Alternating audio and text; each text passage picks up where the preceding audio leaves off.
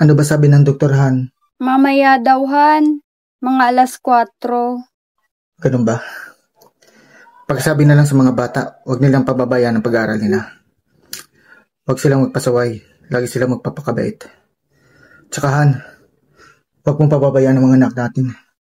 Mahal na mahal ko kayo. Aray ko. Grabe ka naman. Magpapatuli ka lang. Dami mo pang drama. Sandali.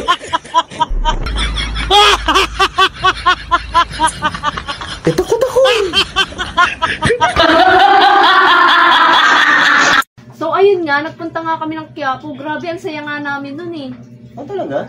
Eh, kayo ng ex mo. Ano yung pinakamasayang memories nyo? Oh, kami masaya kami.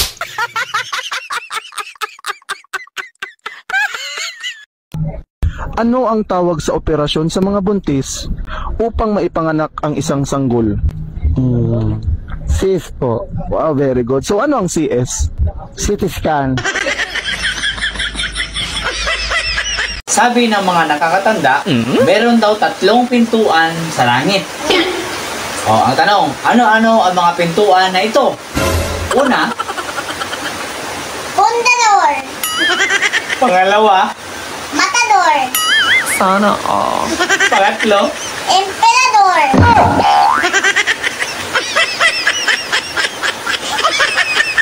Ano, hindi ka pa rin magsasorry? Ano? Sumisigaw ka? Sorry lang, babe. Hagdog, cheesedog, tatay mo sabog. Babe, Oh, may problema tayo.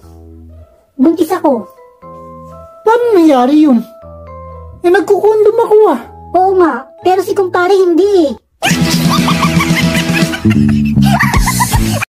Kapag tumingin ka, tigang ka.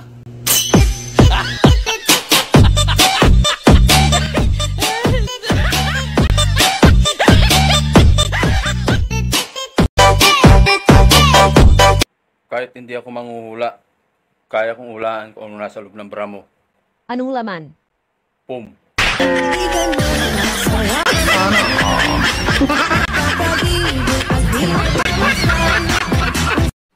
ate. Bakit mas mabilis pumuti yung buhok sa itaas kaysa sa ibaba? Eh kasi sa itaas, puro problema. Eh sa ibaba, puro ligay.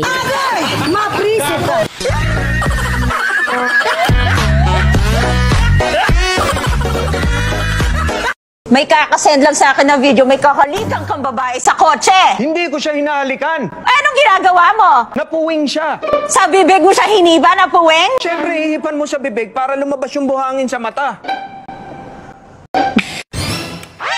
Ate, kain tayo. Tilapyang gata ulam ko. Sige kuya, salamat na lang.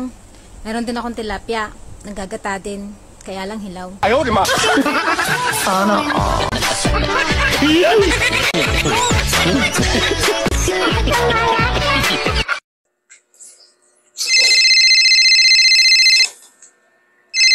Hello. I love you po, I love you po. Pupunta ako dyan mamaya. Sige, pupunta ako dyan mamaya. Sino yan?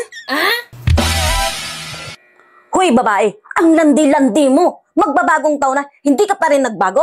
Pag nakita kita, dut-dutin ko talaga yung kipay mo. Sino tumatay sumagot? Si mama yan. Kausapin mo. Ay, bahala ka dyan. Kinuha mo bigla sa akin. Bahala ka dyan. Kausapin mo si mama. Kung ano-anong ginagawa mo.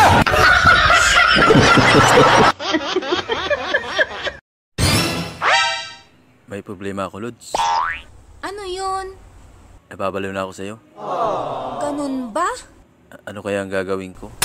Eh, pumunta ka na ng mental.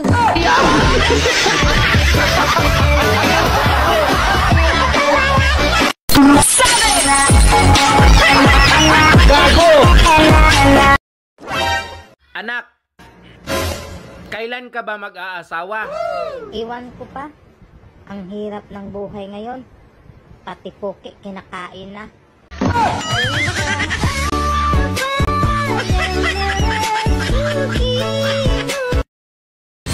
Tito, may baril ka ba? Wala naman akong baril. Hindi naman ako sundalo o police security.